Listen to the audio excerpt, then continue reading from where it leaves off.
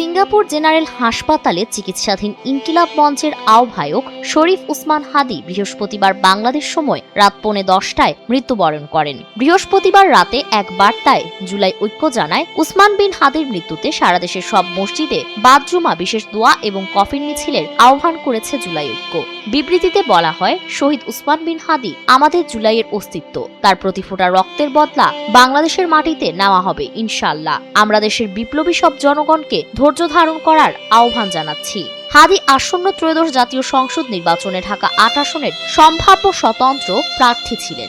গত 12 ডিসেম্বর ঢাকা ৮ আসনের একজন স্বতন্ত্র প্রার্থী হিসেবে নির্বাচনী প্রচারণায় অংশ নেন শরীফ উসমান বিন হাদি। মতিঝিলে জুমার নামাজের পরে নির্বাচনী প্রচারণা শেষ করেন তিনি।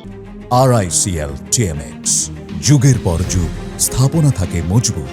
এরপর সোহরাওয়ার্দী উদ্যান যাওয়ার পথে ওই দিন দুপুর 2:20 হাদিকে বহনকারী অটোরিকশা পল্টন মডেল থানার বক্স কালভার্ট এলাকায় পৌঁছালে মোটরসাইকেলে থাকা দুর্বৃত্তরা হত্যার উদ্দেশ্যে তাকে গুলি করে পালিয়ে যায়। পরে গুরুতর আহত অবস্থায় তাকে ঢাকা মেডিকেল কলেজ হাসপাতালে নেওয়া হয়। সেখানে অপারেশন শেষে এভার কেয়ার হাসপাতালে পাঠানো হয়। পরবর্তী সময়ে উন্নত চিকিৎসার জন্য তাকে সিঙ্গাপুরে পাঠানো হয়।